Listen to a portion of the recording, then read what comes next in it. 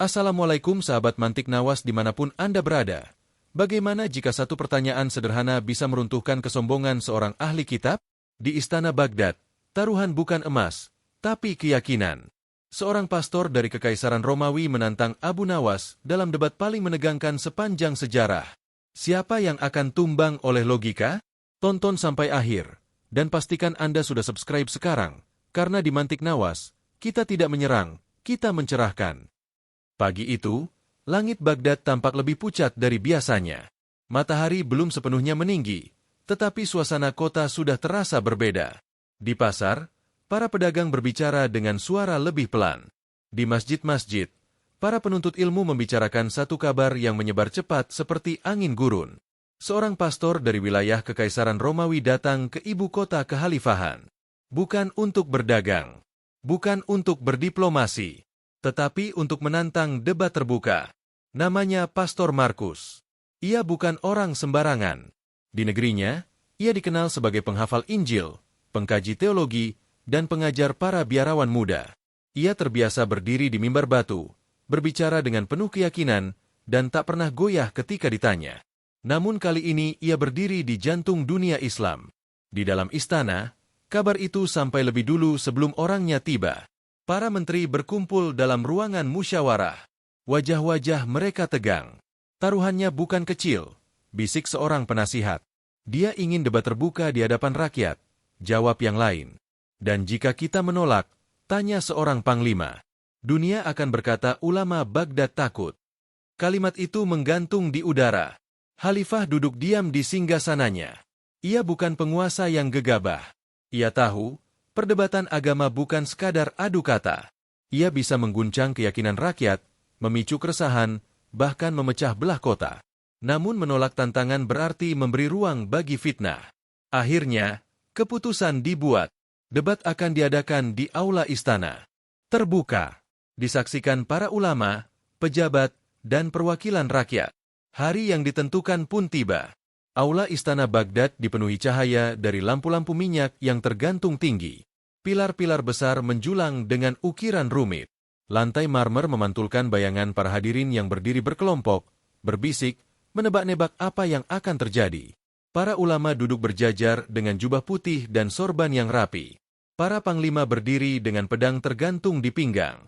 Rakyat yang diizinkan masuk berdiri di bagian belakang, menahan napas dalam kegelisahan. Lalu pintu besar aula terbuka. Pastor Markus masuk dengan langkah mantap. Jubah hitam panjangnya menjuntai. Salib kayu tergantung di dadanya. Tatapannya tajam namun tenang. Ia tidak terlihat gugup. Bahkan sebaliknya, ia tampak seperti seseorang yang yakin akan pulang membawa kemenangan. Ia membungkuk hormat kepada Khalifah. "Wahai penguasa Baghdad," ucapnya lantang. Suaranya menggema di ruangan luas itu. "Aku datang bukan untuk mencari permusuhan. Aku datang untuk mencari kebenaran." Beberapa orang mengangguk pelan. Namun kalimat berikutnya membuat seluruh aula membeku. "Aku menantang ulama terbaik negeri ini untuk berdebat. Jika aku kalah dan tak mampu menjawab pertanyaan lawanku dengan kitabku, aku bersedia mengikuti keyakinannya." Suara itu seperti petir di siang hari. "Tetapi," lanjutnya tanpa ragu, "jika ia tidak mampu menjawab pertanyaanku dengan bukti dan dalil yang jelas, apakah ia siap mengikuti agamaku?"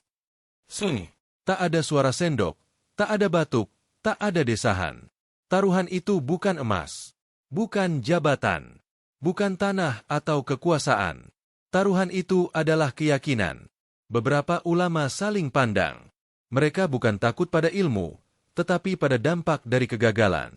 Jika satu orang goyah di hadapan publik, bukan hanya dirinya yang tercoreng, melainkan kehormatan seluruh negeri. Khalifah merasakan jantungnya berdegup lebih cepat.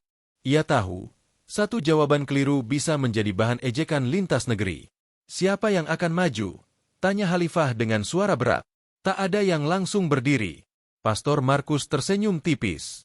Senyum seseorang yang merasa telah memegang kendali. Bisik-bisik mulai terdengar dari barisan rakyat. "Apakah tidak ada yang berani? Apakah kita akan dipermalukan di istana sendiri?" Ketegangan itu seperti tali yang ditarik semakin kencang. Tiba-tiba, dari barisan belakang, terdengar suara santai. "Wahai Tuan Pastor, agama bukan perjudian." Semua kepala menoleh. Seorang pria dengan jubah coklat sederhana melangkah maju. Sorbannya tidak semewah para ulama lain. Wajahnya bersih dengan janggut yang terawat, matanya tajam namun penuh kelakar tersembunyi. Abu Nawas. Beberapa menteri menghela napas lega. Sebagian lainnya justru semakin cemas. Mereka tahu kecerdasannya. Tetapi mereka juga tahu, ia sering menjawab dengan cara yang tak terduga. Abu Nawas berjalan perlahan menuju tengah aula. Setiap langkahnya mantap, tanpa tergesa. Ia membungkuk hormat kepada Khalifah. Jika yang kita cari adalah kebenaran, aku bersedia berdialog, katanya tenang.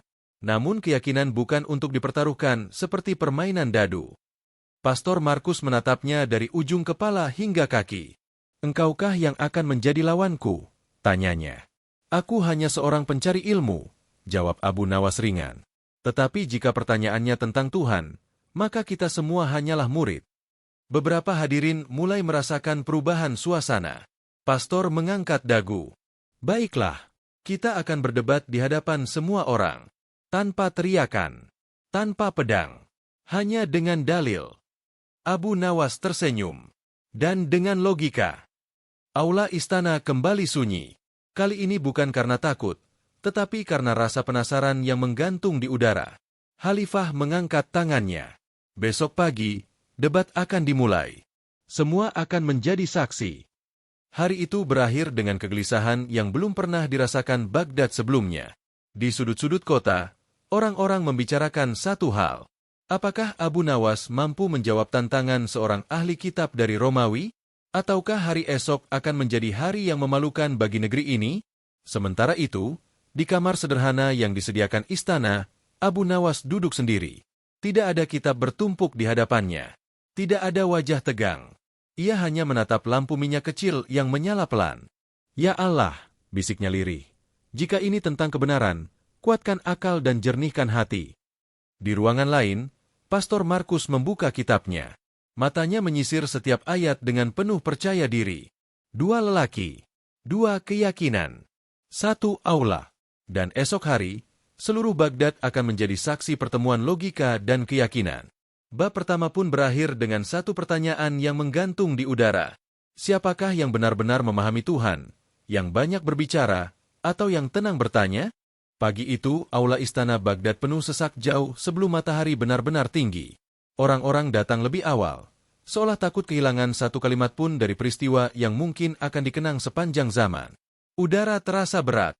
Para ulama duduk berjajar rapi. Panglima berdiri dengan wajah keras namun mata mereka menunjukkan kegelisahan. Rakyat memenuhi bagian belakang aula. Bahkan beberapa pedagang meninggalkan lapaknya demi menyaksikan perdebatan itu. Di singgasana, Khalifah tampak lebih diam dari biasanya. Lalu pintu aula terbuka.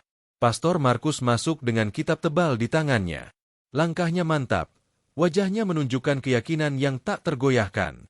Di sisi lain, Abu Nawas sudah duduk dengan tenang, tanpa membawa tumpukan kitab. Hanya dirinya, jubah coklat sederhana, dan tatapan yang jernih. Khalifah mengangkat tangan. Debat dimulai. Pastor Markus berdiri lebih dulu. Suaranya tegas, jelas, dan terlatih. Wahai Abu Nawas, engkau berbicara tentang Tuhanmu yang Maha Pengasih. Tetapi di mana kasih itu terlihat? Tuhan Yesus turun ke bumi. Ia hidup bersama manusia. Ia menderita. Ia rela mati demi menebus dosa warisan manusia. Itu bukti kasih. Beberapa hadirin menahan napas. Pastor melanjutkan dengan nada yang lebih dalam. Tuhan yang mencintai tidak hanya memerintah dari langit. Ia datang, menyentuh, merasakan penderitaan manusia. Maka katakan padaku, di mana kasih Tuhanmu? Apa yang telah ia lakukan selain memerintah dan mengadili? Pertanyaan itu menggema. Sebagian rakyat mulai gelisah. Pertanyaan itu terdengar tajam, menyentuh sisi emosional yang sulit dijawab hanya dengan logika. Abu Nawas tidak langsung menjawab. Ia berdiri perlahan. Langkahnya pelan, tetapi tidak ada sedikit pun tanda gugup. Ia memandang Khalifah. Wahai tuanku, katanya lembut, apakah Paduka mencintai rakyat? Tentu, jawab Khalifah singkat. Apakah Paduka harus turun menjadi petani untuk membuktikan cinta itu? Beberapa orang mulai mengerti arah pembicaraan. Khalifah menggeleng. Abu Nawas menoleh kembali ke Pastor Markus. Kasih tidak selalu dibuktikan dengan perubahan wujud. Matahari tidak turun ke bumi untuk memberi cahaya. Laut tidak berubah menjadi awan untuk memberi hujan. Namun manfaatnya dirasakan setiap hari. Aula mulai terasa lebih hangat. Pastor menyela, tetapi Tuhan kami menunjukkan empati dengan merasakan penderitaan manusia. Abu Nawas mengangguk pelan. Jika Tuhan merasakan lapar, apakah Ia masih maha kaya? Jika Ia merasakan sakit, apakah Ia masih maha kuasa? Jika Ia mati, siapakah yang mengatur alam semesta saat itu? Bisik-bisik terdengar. Pertanyaan itu bukan ejekan. Itu logika. Pastor Markus mencoba tetap tenang. Itu misteri ketuhanan. Abu Nawas tersenyum tipis. Jika sesuatu disebut misteri setiap kali sulit dijelaskan, apakah itu menjawab atau menghindari? Beberapa ulama mulai tersenyum kecil. Namun Abu Nawas belum selesai. Engkau mengatakan Tuhan turun karena kasih. Tetapi bukankah kasih Tuhan bisa ditunjukkan dengan memberi kehidupan, akal, petunjuk, dan kesempatan bertobat? Bukankah memberi manusia kemampuan memilih adalah bentuk kasih yang lebih besar daripada memaksakan keselamatan? Suasana berubah. Kini bukan hanya soal emosi. Ini soal konsep. Pastor mengangkat kitabnya. Tetapi manusia berdosa. Tanpa pengorbanan, dosa tak terhapus. Abu Nawas menatapnya lurus.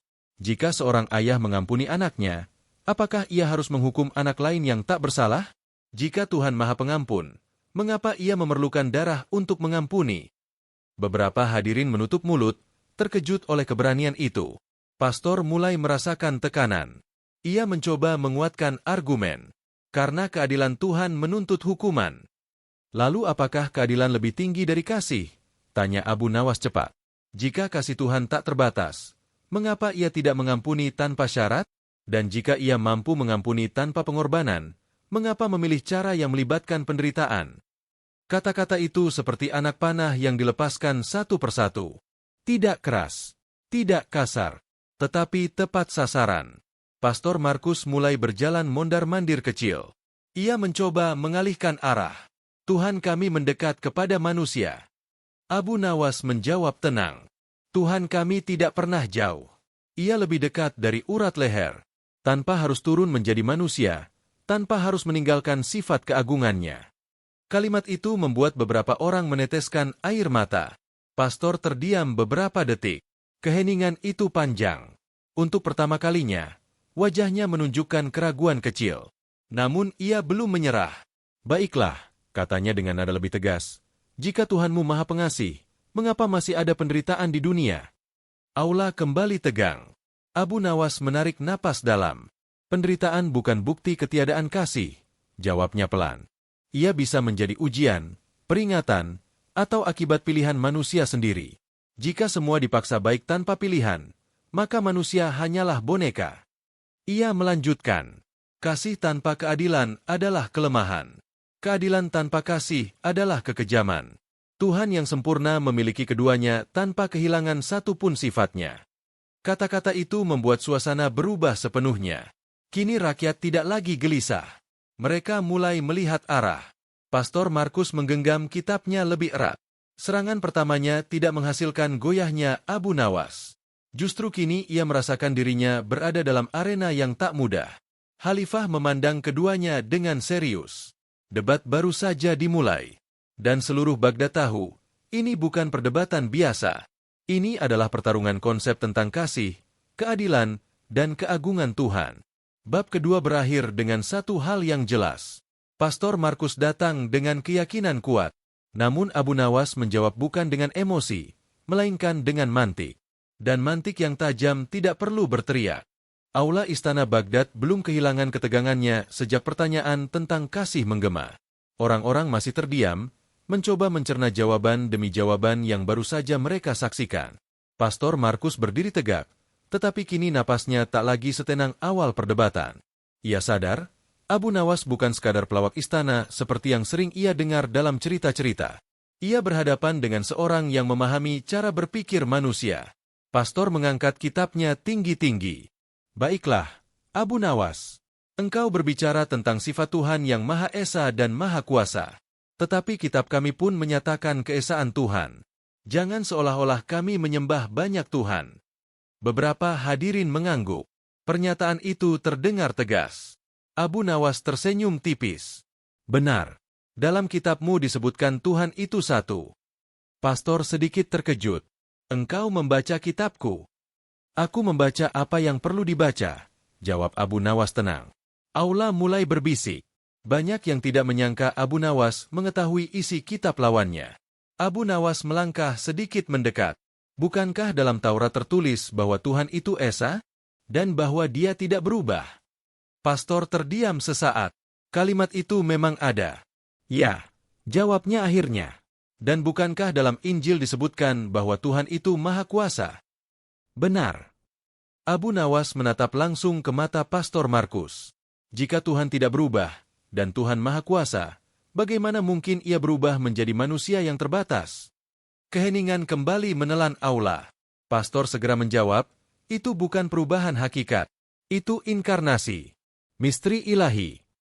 Beberapa hadirin mulai mendengar kembali kata yang sama, misteri. Abu Nawas mengangguk pelan. Jika sesuatu disebut misteri ketika tak bisa dijelaskan, bagaimana manusia memahaminya sebagai kebenaran yang pasti? Pastor mencoba mengendalikan arah pembicaraan.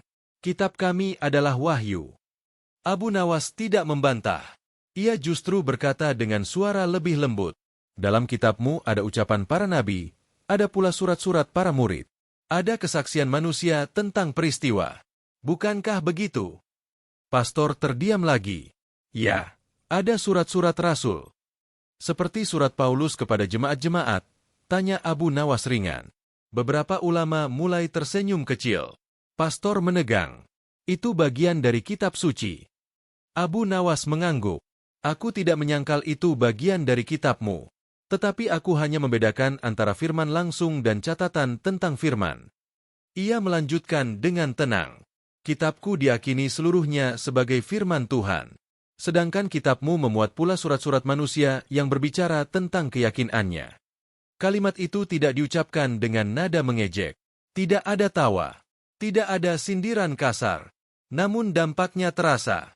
Pastor Markus merasakan tekanan psikologis yang halus. Ia mencoba bangkit. Paulus adalah rasul yang diilhami. Apakah semua surat yang diilhami berarti setiap katanya identik dengan suara Tuhan? Tanya Abu Nawas cepat. Pastor terdiam. Pertanyaan itu sulit dijawab tanpa membuka perdebatan panjang tentang otoritas dan kanonisasi. Aula semakin hening. Bahkan suara kain yang bergesek terdengar jelas. Abu Nawas tidak berhenti di situ. Engkau berkata memahami kitab kami, katanya perlahan. Maka adillah jika aku juga memahami kitabmu. Pastor menatapnya tajam. Engkau menggunakan kitabku untuk menjawabku. Karena kita berdialog di atas dasar yang engkau yakini, jawab Abu Nawas.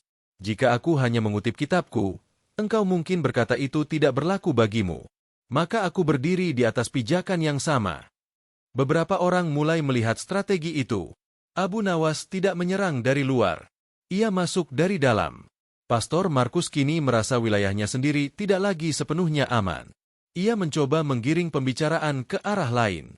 Kitabmu pun memiliki tafsir. Manusia tetap menafsirkannya. Abu Nawas mengangguk. Benar, tetapi tafsir tidak mengubah teks. Ia hanya menjelaskan.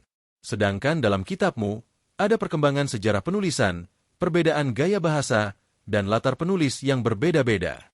Beberapa hadirin saling pandang. Abu Nawas tidak menyebut detail teknis. Ia tidak menyudutkan. Tetapi ia menunjukkan satu hal, kompleksitas. Pastor mulai menyadari bahwa lawannya tidak sekadar hafal cerita. Ia memahami struktur. Apakah engkau meragukan kitab kami? Tanya pastor dengan nada sedikit meninggi. Abu Nawas menjawab sangat tenang. Aku tidak meragukan apa yang engkau yakini. Aku hanya menunjukkan perbedaan cara pandang tentang wahyu. Kalimat itu membuat ketegangan tidak meledak, justru meredam. Khalifah memperhatikan dengan seksama. Ia melihat bagaimana Abu Nawas tidak pernah meninggikan suara. Tidak sekalipun. Pastor Markus merasakan sesuatu yang baru. Ia datang dengan niat menunjukkan superioritas pengetahuan. Tetapi kini ia menghadapi seseorang yang mampu berbicara di dua dunia sekaligus, memahami kitabnya sendiri dan kitab lawannya. Untuk pertama kalinya, pastor menurunkan kitabnya sedikit. Tatapannya tidak lagi setajam tadi pagi. Di sudut aula, beberapa rakyat mulai berbisik. Abu Nawas tidak menyerang. Ia memutar logika. Dan memang demikian. Bab ketiga ini bukan tentang siapa benar atau salah. Ini tentang siapa yang memahami dasar argumen lawan. Dan di aula istana Baghdad hari itu, untuk pertama kalinya, Pastor Markus merasakan tanah di bawah kakinya tidak lagi sekeras yang ia bayangkan. Debat belum selesai. Justru baru memasuki wilayah paling berbahaya. Karena setelah kitab dibuka, pertanyaan berikutnya bukan lagi tentang teks, melainkan tentang konsekuensi logis dari keyakinan itu sendiri. Dan Abu Nawas sudah bersiap untuk masuk ke sana. Siang mulai merambat di atas kota Baghdad. Cahaya matahari menembus jendela-jendela tinggi aula istana, memantulkan kilau ke lantai marmer yang dingin. Namun hawa di dalam ruangan terasa panas, bukan oleh cuaca, melainkan oleh ketegangan yang menggantung tebal. Pastor Markus berdiri dengan kitab masih di tangannya. Ia telah kehilangan sebagian ketenangan awalnya, tetapi harga dirinya belum mengizinkannya mundur. Abu Nawas berdiri beberapa langkah darinya. Wajahnya tetap santai. Tidak ada nada mengejek. Tidak ada sorot meremehkan. Hanya tatapan yang jernih dan penuh perhitungan. Beberapa saat keduanya saling diam. Lalu Abu Nawas berbicara. Wahai Tuan Pastor yang terhormat, izinkan aku bertanya satu hal. Pertanyaan sederhana. Pastor mengangkat dagu. Tanyakan. Suasana aula kembali membeku. Abu Nawas melangkah satu langkah ke depan. Peristiwa penyaliban. Apakah itu rencana Tuhan atau rencana iblis? Kalimat itu meluncur pelan. Namun dampaknya seperti petir. Beberapa orang menahan napas. Beberapa ulama saling pandang. Bahkan Khalifah sedikit menegakkan duduknya. Pastor Markus menjawab cepat. Mungkin terlalu cepat. Itu rencana iblis. Iblis membisiki Yudas untuk mengkhianati dan menyerahkan Yesus. Beberapa hadirin mengangguk kecil. Abu Nawas tersenyum tipis. Baik, jika itu rencana iblis, maka iblis berhasil membuat peristiwa itu terjadi. Pastor terdiam sepersekian detik. Ya, tetapi Tuhan mengubahnya menjadi kemenangan. Abu Nawas tidak langsung menyanggah. Ia hanya bertanya lagi. Jika iblis yang memulai, dan peristiwa itu menjadi dasar penebusan dosa manusia, maka bukankah iblis menjadi sebab keselamatan terjadi? Bisik-bisik terdengar. Pastor segera menggeleng. Tidak, itu tetap rencana Tuhan sejak awal. Aula semakin sunyi. Abu Nawas mengangguk perlahan. Jadi itu rencana Tuhan? Ya, jawab pastor lebih tegas kali ini. Abu Nawas memiringkan kepala sedikit. Jika itu rencana Tuhan, maka iblis hanya menjalankan bagian dari rencana itu. Pastor mulai terlihat ragu. Tidak, iblis tetap berniat jahat. Jika ia berniat jahat namun hasilnya justru menyempurnakan rencana Tuhan, maka siapakah yang lebih berkuasa atas peristiwa itu? Tanya Abu Nawas dengan suara tetap tenang. Kata-kata itu seperti simpul yang semakin dikencangkan. Pastor mencoba menjawab, tetapi kini ia tidak lagi secepat sebelumnya. Itu misteri kehendak ilahi. Beberapa orang mulai menyadari pola yang sama. Misteri. Abu Nawas tidak tersenyum kali ini. Ia berbicara lebih lembut. Jika Tuhan merencanakan penyaliban, maka pengkhianatan Yudas bagian dari rencana itu. Pastor terdiam. Jika Yudas bagian dari rencana Tuhan, apakah ia layak dihukum? Lanjut Abu Nawas. Ketegangan naik drastis. Pastor membuka mulut, menutupnya kembali. Aula seperti berhenti bernapas. Abu Nawas melanjutkan dengan logika yang runtut. Jika Tuhan Maha Kuasa dan segala sesuatu terjadi dalam kehendaknya, maka peristiwa itu tidak bisa lepas dari kuasanya. Namun jika iblis yang menang atas rencana Tuhan, maka iblis lebih kuat. Manakah yang engkau pilih? Pastor mulai berjalan kecil, seperti mencari pijakan yang hilang. Iblis tidak menang, katanya. Baik, jawab Abu Nawas cepat. Jika tidak menang, berarti semua dalam kendali Tuhan. Ya. Jika semua dalam kendali Tuhan, maka penderitaan dan kematian itu bagian dari keputusannya. Pastor terdiam lagi. Suara kain yang bergeser terdengar jelas. Seseorang di barisan belakang menelan ludah keras-keras. Abu Nawas tidak menaikkan suara, tidak mempercepat tempo. Ia hanya membiarkan pertanyaan-pertanyaannya berdiri sendiri. Pastor mencoba bangkit. Itu bentuk kasih Tuhan. Kasih yang menuntut kematian, tanya Abu Nawas. Kasih yang menebus dosa. Jika Tuhan Maha Pengampun, lanjut Abu Nawas pelan, mengapa ia memerlukan kematian untuk mengampuni? Suasana mulai bergolak. Beberapa rakyat hampir tertawa ketika pastor mulai menyebut Bapa, Anak, Roh Kudus. Dalam penjelasannya yang terdengar semakin tidak terstruktur. Namun Abu Nawas mengangkat tangannya. Diamlah. Semua langsung sunyi. Kita tidak menertawakan orang yang sedang berusaha menjawab. Kalimat itu justru membuat pastor semakin tersentuh dan tertekan sekaligus. Ia tidak dipermalukan. Ia dihadapkan pada cermin logika. Abu Nawas menatapnya lurus. Wahai Tuan Pastor, jika satu peristiwa bisa disebut sekaligus rencana Tuhan dan rencana iblis, maka kita harus menjelaskan dengan jelas siapa yang sebenarnya menentukan hasil akhir. Ia melangkah mundur sedikit. Jika Tuhan tidak bisa mengampuni tanpa darah, maka kuasanya terbatas. Jika ia bisa mengampuni tanpa darah tetapi memilih cara yang melibatkan penderitaan, maka itu pilihan yang harus dijelaskan dengan konsisten. Kata-kata itu menggema dalam benak semua orang. Pastor Markus kini benar-benar terdiam. Bukan karena tidak memiliki jawaban sama sekali, tetapi karena setiap jawaban yang ia keluarkan membuka pertanyaan baru yang lebih dalam. Khalifah memandang dengan mata yang mulai berkaca-kaca. Bukan karena kebencian, tetapi karena ia menyaksikan sesuatu yang langka. Debat yang tajam tanpa kebiadaban. Di luar istana, angin gurun bertiup pelan. Di dalam aula Baghdad, seluruh hadirin menyadari bahwa momen ini akan dikenang lama. Bab keempat tidak berakhir dengan sorakan. Tidak dengan kemenangan. Ia berakhir dengan satu hal yang jauh lebih berat. Keheningan. Keheningan seseorang yang mulai menyadari bahwa keyakinan bukan hanya soal hafalan, tetapi juga tentang konsistensi logika. Dan Abu Nawas baru saja membuka pintu menuju babak yang lebih dalam. Keheningan yang menyelimuti aula istana Baghdad terasa lebih berat daripada teriakan perang. Tidak ada pedang terhunus, tidak ada darah tertumpah, namun suasana jauh lebih menegangkan daripada medan laga. Pastor Markus berdiri di tengah ruangan, kitabnya kini tak lagi terangkat tinggi.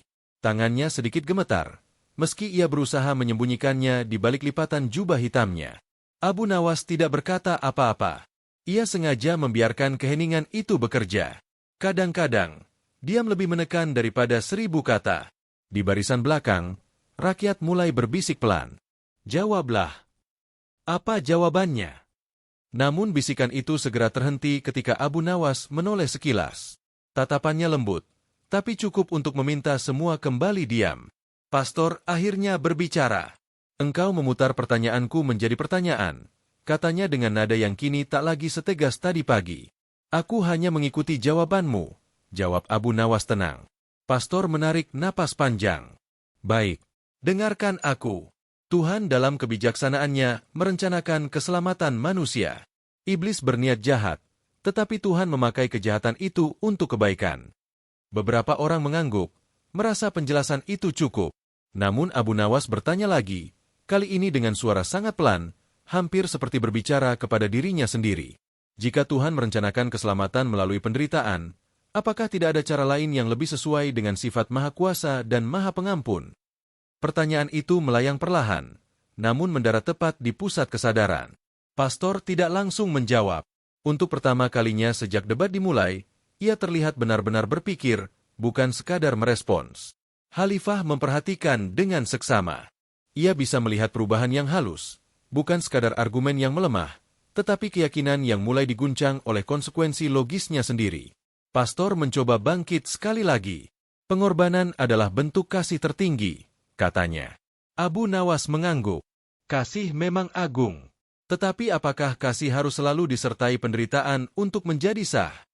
Ia melanjutkan, kini dengan nada lebih dalam. Jika seorang raja ingin mengampuni rakyatnya, apakah ia harus membunuh putranya sendiri untuk membuktikan pengampunan itu? Beberapa hadirin tersentak. Pastor membuka mulut, lalu menutupnya kembali. Logika itu sederhana, terlalu sederhana. Dan justru karena kesederhanaannya, sulit dihindari. Suasana mulai bergolak. Ada yang hampir bersorak. Ada yang menahan tawa gugup. Ada yang berucap pelan penuh haru. Namun sebelum kegaduhan membesar, Abu Nawas mengangkat tangannya. Tenanglah. Suaranya tidak keras, tetapi seluruh aula patuh. Kita tidak sedang merayakan kemenangan siapapun. Kita sedang mencari kejelasan. Kalimat itu membuat banyak orang menunduk. Pastor Markus kini terlihat lelah. Bukan karena fisik, tetapi karena setiap jawaban yang ia berikan memunculkan cabang-cabang pertanyaan baru yang belum pernah ia pikirkan sedalam ini. Ia terbiasa berbicara di hadapan murid-murid yang menerima penjelasannya dengan iman penuh. Ia terbiasa menjelaskan doktrin tanpa harus mempertanggungjawabkan setiap simpul logikanya. Namun hari ini berbeda. Ia berdiri di hadapan seseorang yang tidak menyerang, tetapi mengurai. Dan setiap uraian membuka simpul yang sebelumnya tersembunyi. Engkau ingin semuanya dijelaskan dengan akal, kata pastor pelan. Abu Nawas tersenyum tipis. Tuhan memberi kita akal. Apakah ia memberikannya untuk tidak digunakan? Keheningan kembali menyelimuti ruangan. Di singgasana, Khalifah menghela napas panjang. Ketegangan yang sejak pagi menggantung kini mulai berubah menjadi rasa takjub. Ia menyaksikan bukan penghinaan, bukan ejekan, melainkan pelucutan kesombongan secara perlahan. Pastor memandang Abu Nawas dengan tatapan berbeda. Bukan lagi tatapan lawan yang ingin menaklukkan, melainkan tatapan seseorang yang mulai menyadari bahwa lawannya tidak sedang berusaha menjatuhkannya. Abu Nawas melangkah sedikit mendekat.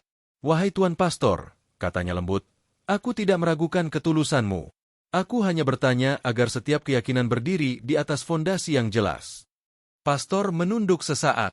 Di sudut aula, beberapa rakyat mulai meneteskan air mata.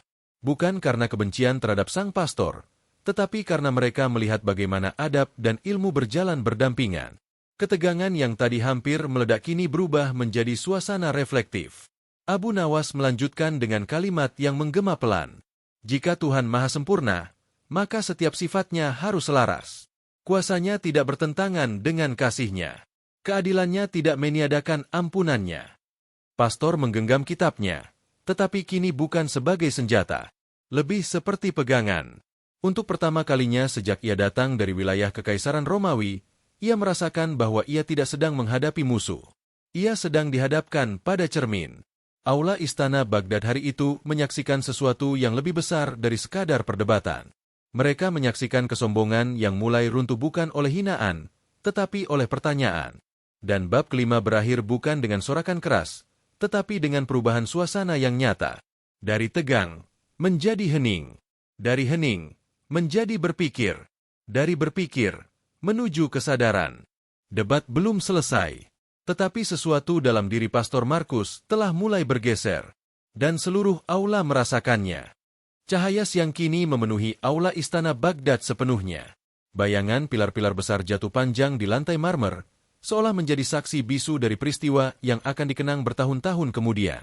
Pastor Markus masih berdiri, namun kini sikapnya berbeda. Jika pagi tadi ia berdiri dengan dada terangkat dan sorot menantang, kini pundaknya sedikit turun. Wajahnya tidak lagi keras. Matanya tidak lagi memancarkan keyakinan yang tak tergoyahkan, melainkan pergulatan. Abu Nawas tetap pada posisinya. Tenang, diam, menunggu. Ia tidak menekan, tidak menyerang, tidak menambahkan satupun pertanyaan baru. Justru keheningan itulah yang terasa paling kuat. Akhirnya pastor berbicara. Sungguh, katanya pelan. Suaranya tak lagi menggema seperti sebelumnya. Engkau tidak menjawab dengan kemarahan. Engkau tidak mengejek. Engkau hanya bertanya. Abu Nawas tersenyum lembut, karena kebenaran tidak membutuhkan teriakan. Kalimat itu jatuh ringan, namun terasa berat. Pastor memandang sekeliling aula. Ratusan pasang mata tertuju padanya. Tetapi anehnya, ia tidak melihat kebencian di sana. Ia melihat rasa ingin tahu. Ia melihat harapan. Ia melihat ketegangan yang perlahan berubah menjadi penghormatan.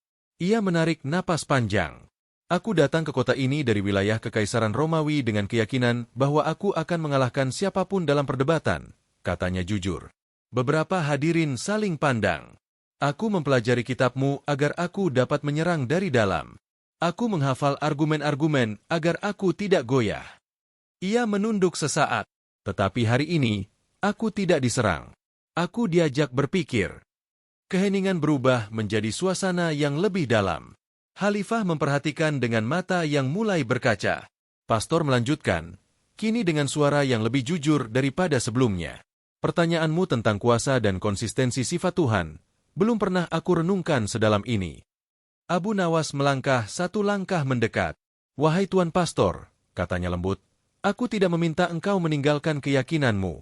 Aku hanya mengajak agar setiap keyakinan berdiri di atas fondasi yang kokoh.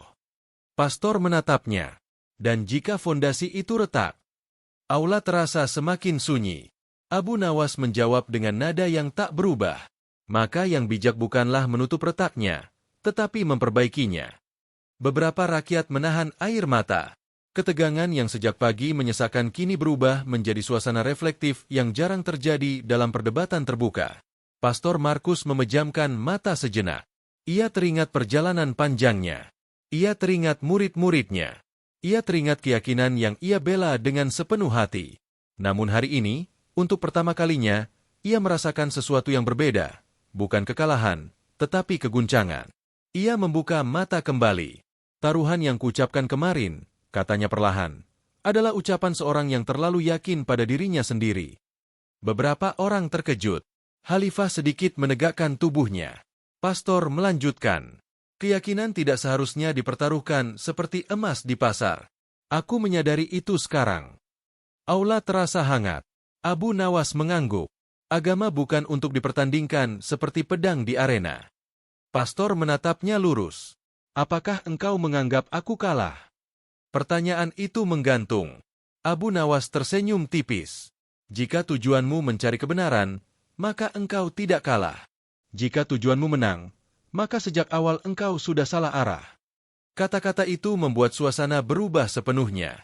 Bukan lagi tentang siapa menang atau kalah, tetapi tentang niat. Pastor menunduk dalam. Untuk pertama kalinya sejak ia menginjakan kaki di Baghdad, ia merasa kecil, bukan karena dihina, tetapi karena disadarkan. Ia berkata pelan, aku perlu waktu untuk merenung. Kalimat itu sederhana, namun maknanya besar. Rakyat mulai bergerak gelisah, bukan karena kecewa, tetapi karena mereka merasakan bahwa peristiwa ini telah mencapai puncaknya. Khalifah berdiri dari singgasananya. Seluruh aula langsung hening. Hari ini, ucapnya lantang, kita menyaksikan sesuatu yang lebih berharga dari kemenangan. Ia memandang Abu Nawas, lalu Pastor Markus. Kita menyaksikan adab dalam ilmu. Kita menyaksikan keberanian untuk berpikir. Pastor menatap Abu Nawas sekali lagi. Aku datang untuk menaklukkan, katanya jujur. Namun aku pulang dengan membawa pertanyaan. Abu Nawas menjawab pelan. Pertanyaan adalah awal dari kebijaksanaan. Cahaya siang semakin terang. Angin lembut masuk melalui celah jendela tinggi aula. Bab ke-6 ini tidak ditutup dengan sorakan keras. Tidak dengan teriakan kemenangan. Ia ditutup dengan sesuatu yang jauh lebih langka. Kerendahan hati. Dan di tengah aula istana Baghdad hari itu, kesombongan runtuh bukan oleh hinaan, melainkan oleh kejernihan logika dan kelembutan adab. Sore mulai turun perlahan di atas kota Baghdad. Cahaya matahari yang tadinya tajam kini berubah keemasan, menyinari kubah-kubah dan menara dengan warna hangat yang menenangkan. Di dalam aula istana, suasana telah berubah sepenuhnya. Bukan lagi tegang, bukan lagi panas, melainkan hening yang damai. Pastor Markus berdiri dengan wajah yang berbeda dari pagi tadi. Tidak ada lagi senyum kemenangan. Tidak ada lagi sorot menantang. Yang tersisa adalah kejujuran dan kelelahan seorang pencari kebenaran. Abu Nawas berdiri tidak jauh darinya. Wajahnya tetap sama seperti ketika ia pertama melangkah ke tengah aula. Tenang, sederhana, tanpa kesombongan. Khalifah turun dari singgasananya. Langkahnya pelan, tetapi penuh wibawa. Hari ini, ucapnya dengan suara lantang yang memenuhi ruangan, kita tidak menyaksikan kekalahan seseorang. Kita menyaksikan kemenangan akal atas kesombongan. Seluruh aula terdiam mendengar kalimat itu. Pastor Markus mengangkat wajahnya. Aku datang dengan keyakinan bahwa aku memahami segalanya, katanya perlahan. Aku mengira hafalan dan argumentasi sudah cukup. Ia menarik napas dalam. Tetapi hari ini aku belajar bahwa memahami bukan hanya tentang hafal, melainkan tentang konsisten. Dan bahwa iman yang kuat tidak takut pada pertanyaan. Beberapa ulama menunduk hormat. Abu Nawas melangkah mendekat. "Wahai Tuan Pastor," katanya lembut, "jika engkau pulang dengan membawa pertanyaan yang jujur, maka perjalananmu tidak sia-sia." Pastor tersenyum tipis. Bukan senyum kemenangan. Bukan pula senyum pahit. Tetapi senyum seseorang yang baru saja melewati badai dan menemukan daratan. "Taruhan itu," katanya, "aku cabut. Keyakinan bukan untuk dipertaruhkan dalam emosi." Khalifah mengangguk tegas. Keputusan yang bijak. Di barisan belakang, rakyat mulai berbisik dengan nada yang berbeda. Bukan lagi cemas. Bukan lagi tegang. Melainkan bangga. Namun sebelum sorakan membesar, Abu Nawas mengangkat tangannya sekali lagi. "Wahai saudara-saudaraku," katanya, "jangan jadikan hari ini alasan untuk merendahkan siapapun. Hari ini adalah pelajaran bahwa ilmu harus disertai adab." Aula kembali hening. Kalimat itu justru membuat rasa hormat semakin dalam. Pastor Markus memandang Abu Nawas dengan tatapan yang tulus. "Aku tidak merasa dipermalukan," katanya jujur. "Aku merasa diajak berpikir." Abu Nawas tersenyum. Karena kebenaran tidak perlu memukul. Ia cukup mengetuk. Kata-kata itu membuat beberapa orang meneteskan air mata. Di luar istana, kabar tentang perdebatan itu mulai menyebar ke seluruh penjuru Baghdad. Para pedagang di pasar membicarakannya. Para pelajar di madrasah mengulang-ulang pertanyaan tentang kuasa dan kasih. Para orang tua menceritakannya kepada anak-anak mereka sebagai kisah tentang pentingnya berpikir jernih.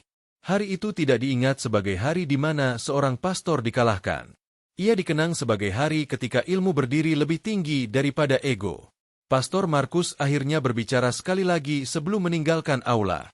"Aku akan kembali ke negeriku," katanya, "bukan dengan cerita tentang kekalahan, tetapi dengan kisah tentang dialog yang jujur." Khalifah mengangguk hormat. "Semoga perjalananmu diberkahi." Pastor pun melangkah keluar aula, tidak lagi dengan langkah penuh tantangan, melainkan langkah seorang yang membawa renungan. Ketika pintu besar istana tertutup perlahan, barulah rakyat menghela napas panjang yang sejak pagi tertahan. Sorakan takbir terdengar, tetapi bukan dengan nada merendahkan. Lebih seperti ungkapan syukur karena perdebatan itu berakhir tanpa kebencian. Abu Nawas kembali ke tempat duduknya dengan langkah santai. Seorang menteri mendekat dan berbisik, "Engkau telah menyelamatkan kehormatan negeri ini." Abu Nawas tersenyum kecil. "Aku hanya bertanya." Sore itu, langit Baghdad memerah indah. Dan kisah hari itu menjadi legenda. Bukan karena tajamnya serangan. Bukan karena kerasnya suara. Melainkan karena satu hal sederhana. Bahwa akal yang jernih dan hati yang tenang mampu meruntuhkan kesombongan tanpa harus merendahkan. Sejak saat itu, nama Abu Nawas kembali harum bukan sekadar sebagai orang cerdas, tetapi sebagai penjaga mantik, logika yang bersanding dengan adab. Dan rakyat Baghdad akan selalu mengingat hari itu sebagai hari ketika perdebatan berubah menjadi pelajaran, dan pelajaran berubah menjadi cahaya.